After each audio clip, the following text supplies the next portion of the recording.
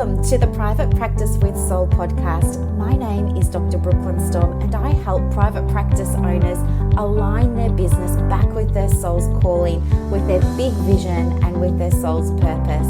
Unlike other private practice coaches, I've traveled the world in search of spiritual resources, spiritual tools, education and information so that you can have the transformation that your soul desires and needs so that you can up-level your business. How much fun is this? I love it so much. Guys, if you're not already a member of the Private Practice Monthly Mentorship Group, please check out the show notes. I would love for you to be there. In the meantime, thank you so much for pushing play today. Let's begin. Hello, everybody, and welcome to another episode of Private Practice with Soul podcast.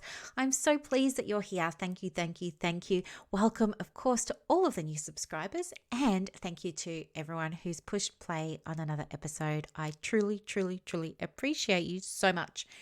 And I have to say, I'm super excited to talk about a topic today that's come up in the ACPPO, which is a very special online group just for counsellors. And it's such a good question because it is something that I think many of us as women in private practice face or encounter at some point in our business. And you know what? I love that this was raised because I actually have 5 techniques for helping you with this. But of course, this is just one podcast, isn't it? So what I'm going to do today is absolutely share with you my best one because it's a favorite one and I know that it's going to help you and it will give you some good results. But if you want to know the others, just let me know and I can absolutely teach them to you at some point. So here's the thing. Now, I'm sure she won't mind me reading this out. I'm not going to say who it was or anything like that. But this was the question. You know, hey, has anyone ever had like this great inquiry call with someone where that person actually said that they were so excited to work with you? And they were so genuinely happy. They were smiling, all that sort of stuff, feeling really pumped to start working with you. And then crickets. They hadn't booked in. So this person is absolutely not alone. It's happened to everybody. It even happened to me. Don't worry, you're not alone.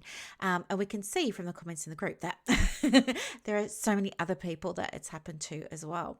And you know what? I'm reading the comments even as I'm sharing this podcast with you. I'm looking at the comments in the group and, it can absolutely feel disheartening, and it can feel like in the face of things, because we don't know what's happened, our default is to, look within, and not in a helpful way, but kind of in a way of like, what did I do wrong? Where did I drop the ball here? What's happened? And it can cause us to doubt ourselves and it can, shake your confidence a little bit. And then the next time somebody books in, you might not be feeling as excited to talk to them because now you've got this little niggle in the back of your mind and it just kind of goes on and on and on from there, right? I know because, as I said, I've been through it too. So was it you? Was it something you did? Or was it the client? Very interesting. Here's my 5 cents for what it's worth. I think it's a little bit of both. Bear with me for a second. I think in terms of the client, we have to remember that, it's such a huge step for that client to have booked an appointment in the first place for that welcome call. I'm sure many of you have either had to go through that yourself of either booking with a new mentor or supervisor or even ourselves going and getting counseling. I remember when I needed counseling, I had all this, that stuff that comes up in your head about the shame of, oh my gosh, I'm a psychologist or I'm a counselor and now I've got to go and get counseling and I've got to go and talk to my doctor about this and how embarrassing is this going to be because I'm meant to, do you know what I mean? Like all this stuff went through my mind. I don't know if it was like that for you, but this is how I torture myself.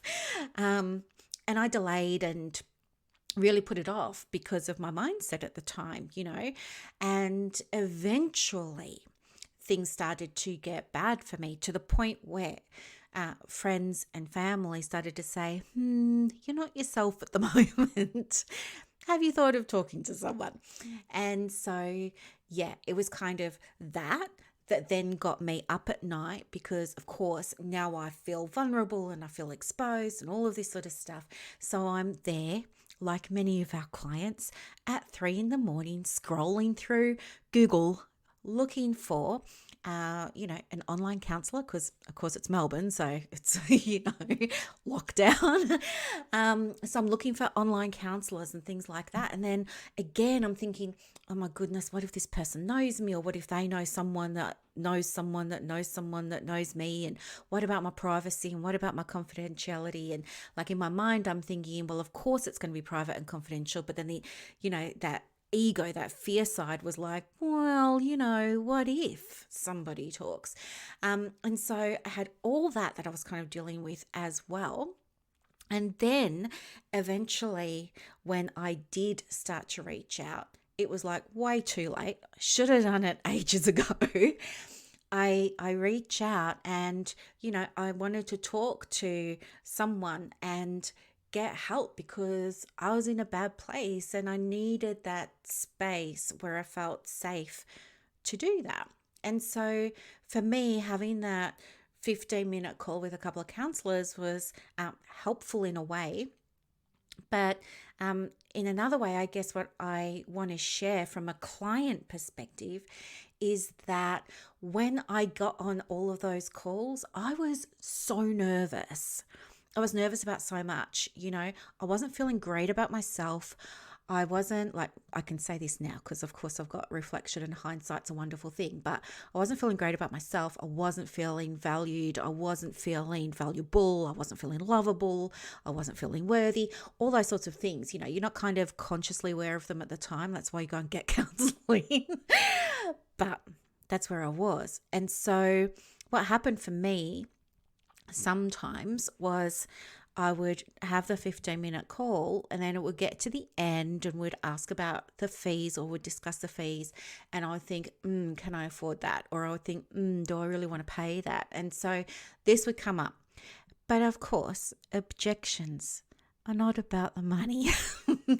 Objections, like in this case and in my case, was psychology. And by that, what I mean is when somebody objects to booking in or they object to paying for a service or enrolling in your program or something like that. And if, for example, like I've got 4 or 5 different objections that we can talk about, but today I'm going to talk about money.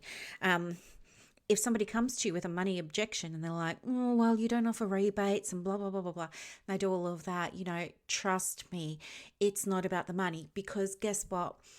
When I was talking to counselors and it was about the money, like that's just what automatically came into my head. Of course I can afford counseling. But what came into my mind was like, that seems steep. Oh, that seems expensive.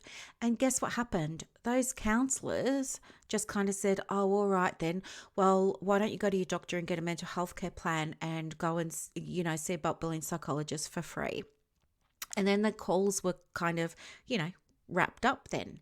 And I came away from that feeling completely unsupported, feeling like, I was dismissed, I'd been discarded, like I wasn't good enough. And it just fed into my anxiety and my fear that I was already going through about not feeling good enough or worthy enough or valuable enough, or these people did not stand for me.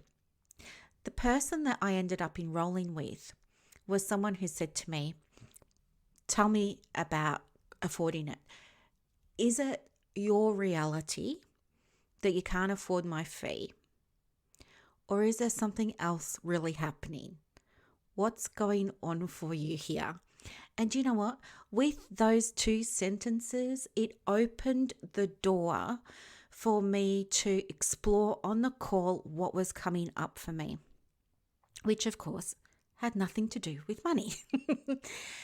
And by her asking me that question, it showed me that she stood for me. It showed me that, not that she wasn't going to take my BS, but it showed me that she was astute enough and she was on the ball enough to be able to spot a limiting belief that I had, to be able to spot how my ego messes with my mind. And I knew in that instant that she was the right person for me.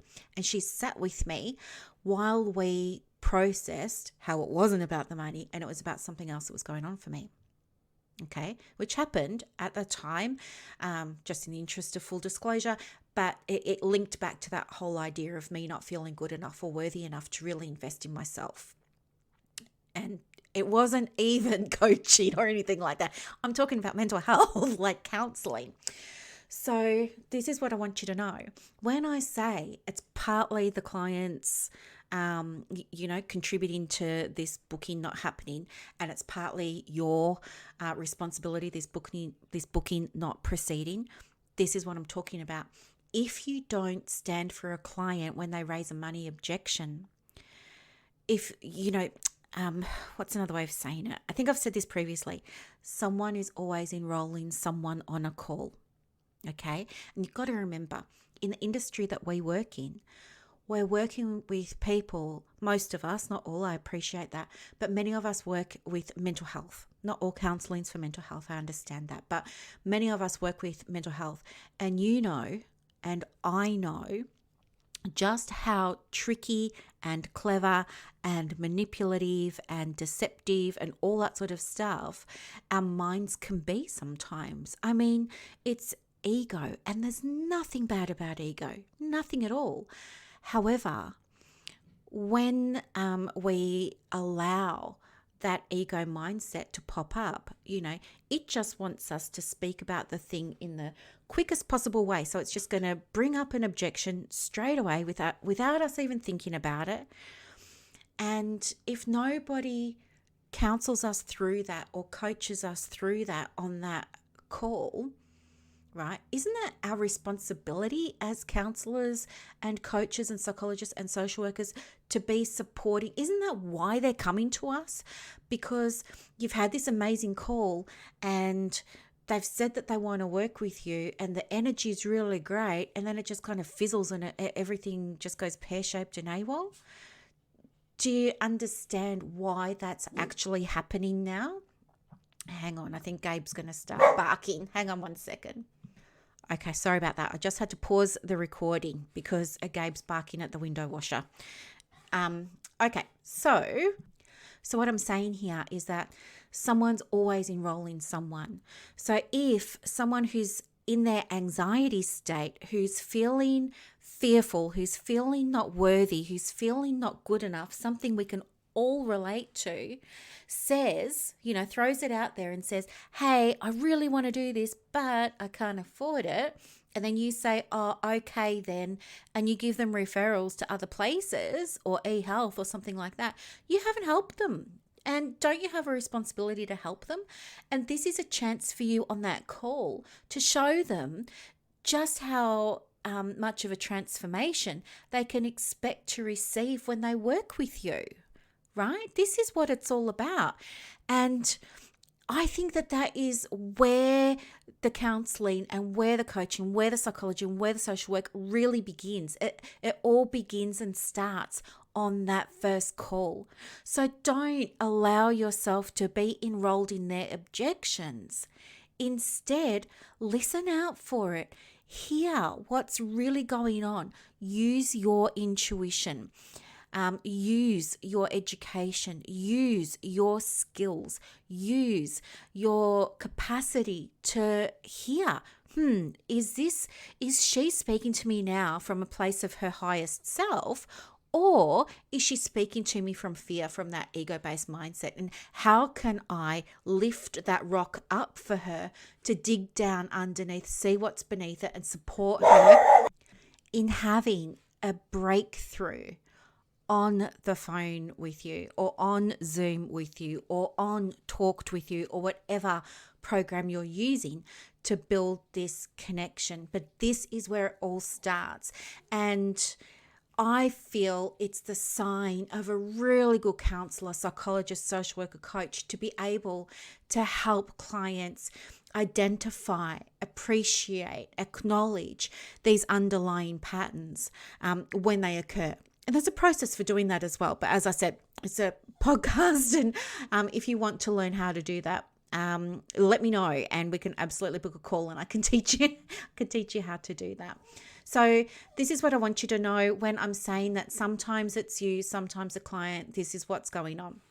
The other thing to be aware of too is, following up.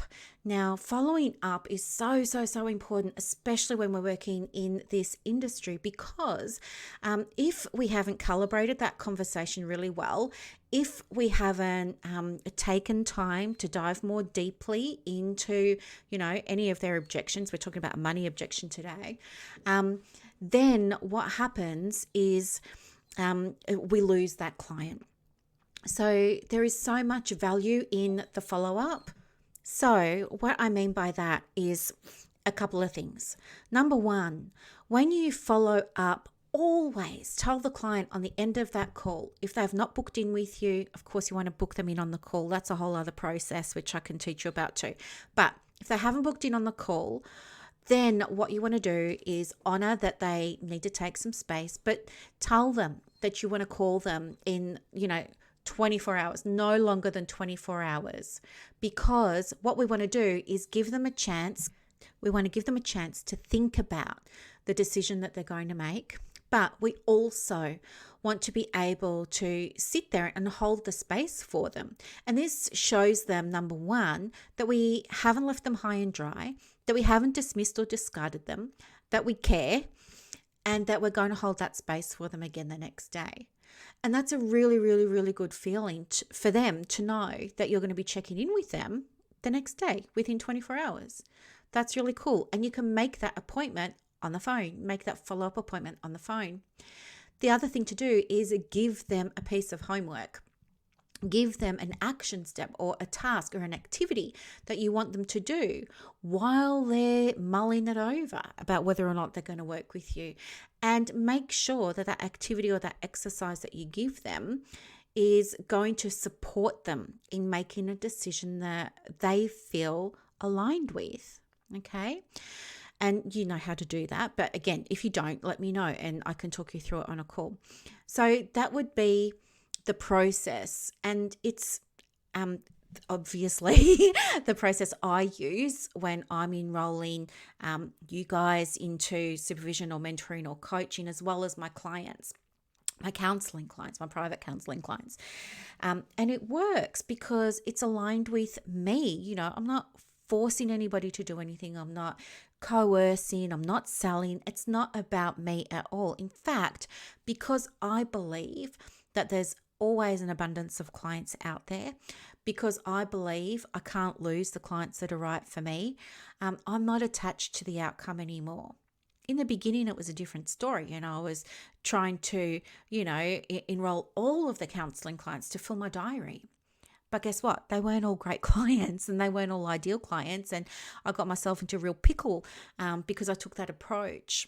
The other mistake that I made when I was first starting out in private practice so many moons ago was that I used to pride myself on having an almost 100% conversion rate from an inquiry call into a booking. But what I know now is just what I was saying a moment ago. Like, it's not about how many people you book in. It's about the quality of those people that you book in, not the people, but the situations, the leads, the presentations, all of that sort of stuff is what I mean about the quality of the lead. So now I don't need to see as many people. I get high quality leads. Most of the time, clients that book a call with me are already wanting to work with me. I don't need to do any selling, and I don't believe in selling. I believe in helping. And because of those beliefs that I shared with you a moment ago, that I believe the right clients are there for me and they'll find me and they'll connect with me and stuff like that, there's no pressure on me to put pressure on a potential client or to put pressure on myself. And I don't judge or criticize myself if somebody doesn't enroll. I just appreciate they're not for me, they're for somebody else. And that's okay, because the right person is just around the corner.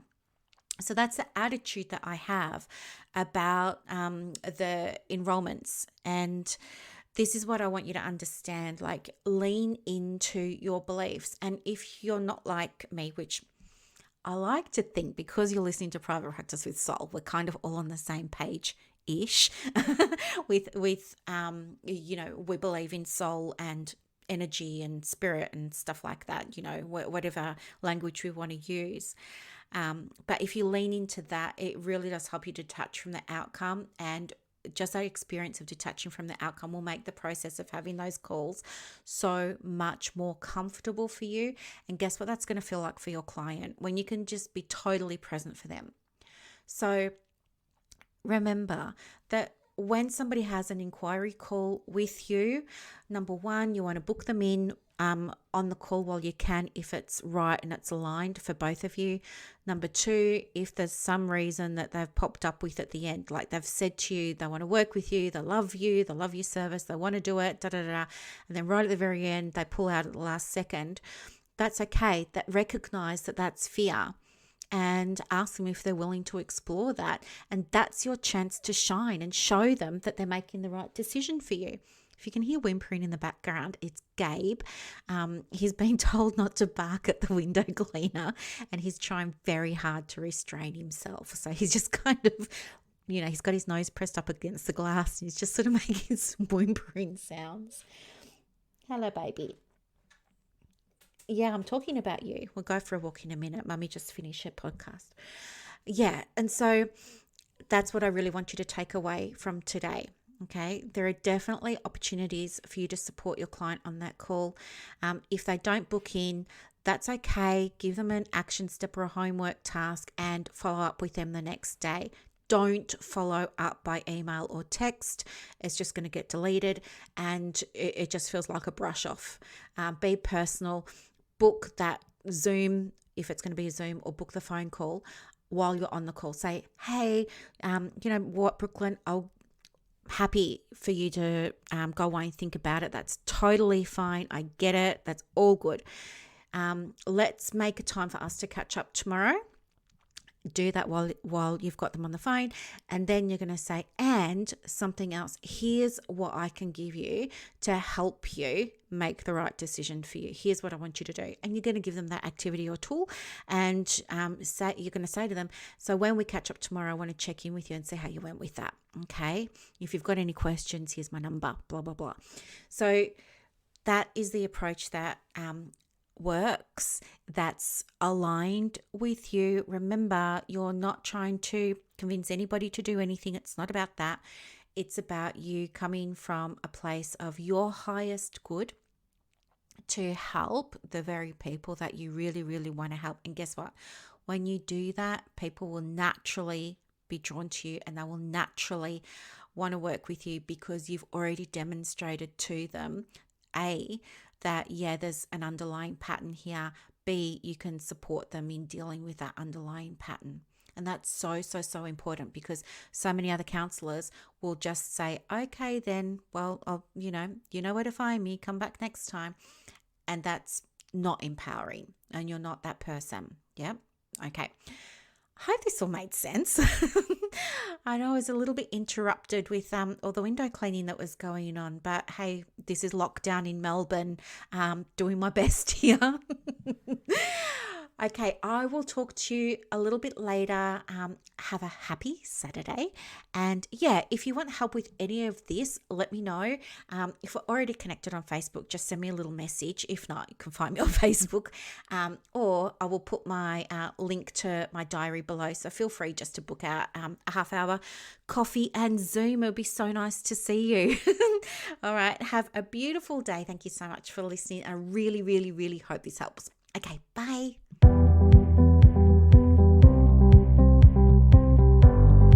Thank you so much for listening to this episode of the Private Practice with Soul podcast today. If you're looking for clarity, if you need help with branding, your processes, and bringing everything into alignment with your soul's purpose for your private practice, head to the show notes and click the link for more information about the Private Practice Monthly Mentorship Group. You are going to love it. I can't wait to see you in there. Thanks so much for listening. Bye.